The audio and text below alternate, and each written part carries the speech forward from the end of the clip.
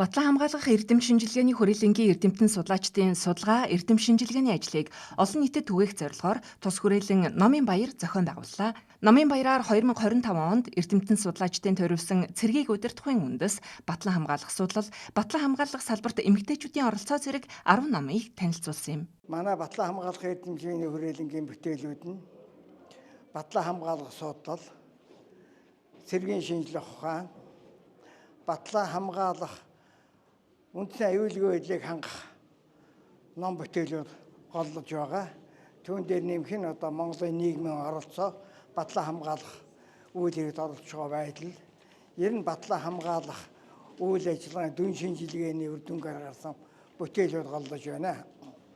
За миний хувьд батлан хамгаалахын судлал гэсэн ном тойрвсон.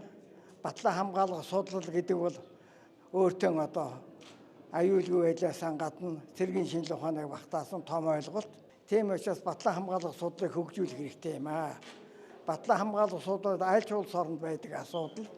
Жижиг гүрнүүдийн хувьд батлан хамгаалах бодлого судлал бол өөртөө цэргийн шинжилгээ ухааныг багтаасан ийм судалгахдах байдаг. Энэ үднээс батлан хамгаалах судлалыг шинжилгээ ухаан талаас нь судалж бие даасан шинжилгээ ухаан юм аа гэдгийг баталд нотлох үүднээс онлайн боловсруулалт хийх шаардлагатай тулгарсан. Өнөөдөр Монгол улсын батлан хамгаалах салбарт ажиллаж байгаа бие бүрэлдэхүүний 20 орчим хувийг эмэгтэйчүүд эзэлж байна. Эдгээр эмэгтэйчүүдийн нийгмийн хангамж, аюулгүй байдал, гендерийн асуудлыг хүндсэн судалгааг Баатар сүрэн доктор хийж ном болгон гаргажээ. Батлан хамгаалах салбарт эмэгтэйчүүдийн оролцоо гэдэг бүтээл маань энэ салбарт ажиллаж байгаа энгийн эмэгтэй албан хаагч, цэргийн эмэгтэй алба хаагчдын талаарх судалгааны үр дүн байгаа. Салбарт ажиллахад эмэгтэйчүүдэд ямар асуудлууд тулгамдаад байгаа юм? Ажил мэргэжлийн хувьд, ажил ар гэрийн тэнцвэрийн хувьд зэрэгээр судлан дүгнэж гаргаж ирсэн энэ үр дүнгээ бид нар батлан хамгаалах яам, зэвсэгт хүчний жанжин штаб, үндэсний батлан хамгаалахын их сургууль гэсэн чиглэлээр санал зөвлөмж олгож хөрвүүлсэн.